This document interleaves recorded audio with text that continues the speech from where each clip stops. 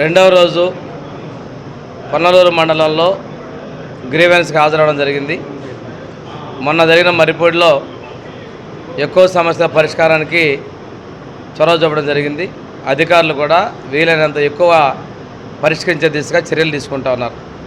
ఈరోజు ఆర్డీఓ గారు చెప్తూ దాదాపు 50 జాయింట్ కలెక్టర్ గారికి ప్రపోజల్స్ పెడుతున్నాం, ప్రత్యేకంగా మాట్లాడి క్లియర్ చేస్తూ ఉన్నారు.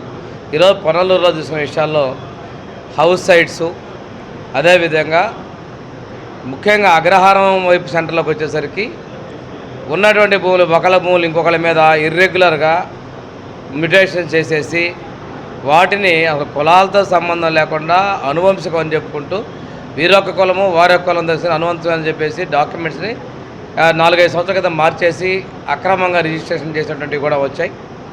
తర్వాత గయాల్ భూముల్లో ఉన్నటువంటి వాళ్ళకి పట్టాల కోసం కూడా వచ్చి ఇది ప్రభుత్వం అసైన్మెంట్ కమిటీ ద్వారా అర్హత ఉన్న వాళ్ళకి న్యాయం చేసేటువంటి పరిస్థితులు ఉన్నాయి. అదేవిధంగా మిగతా వాళ్ళు ఎలక్ట్రిసిటీ ఇష్యూస్ వస్తున్నాయి. Electricity cable replacement, poles, transformer replacement కూడా వచ్చాయి. ఎక్కువగా పంచాయతీరాజ్ సంబంధించి డ్రైన్స్ నిర్మాణం కోసం కూడా పిలిచే మనకి రిప్రజెంటేషన్స్ వచ్చాయి. సమస్యలన్నీ పూర్తి చేయడం జరిగింది. ఇప్పటికీ సుమారుగా ఒక 100 పైగా అప్లికేషన్స్ని రిసీవ్ చేసుకోవడం జరిగింది.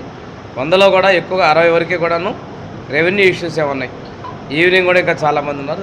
మ్యాక్సిమం అందరి యొక్క రిప్రజెంటేటివ్ తీసుకొని సాధ్యమైనంత వరకు పరిష్కారం చూపే విధంగా ఉన్నటువంటి ఆర్డీఓ గారు మిగిలినటువంటి మండల స్థాయి అధికారుల సమక్షంలో చర్యలు తీసుకోవడం, అవసరమైతే జిల్లా స్థాయి లేదనుకుంటే రాష్ట్ర స్థాయిలో కూడా ఫాలోఅప్ చేసి లబ్ధిదారులకు న్యాయం చేసే విధంగా చర్యలు తీసుకుంటాం. ముఖ్యమంత్రి గారు అయితే ఈ ప్రజా సమస్యల పరిష్కారానికి ప్రత్యేక చొరవ తీసుకున్నారు. వారు పేదల సేవలో ప్రభుత్వం ఉండాలనేది వారి ఆలోచన. అదేవిధంగా ప్రజలకి సౌకర్యవంతంగా వాళ్ళకి సమస్యలు లేకుండా ఉండాలని ముఖ్యమంత్రి గారి కోరిక.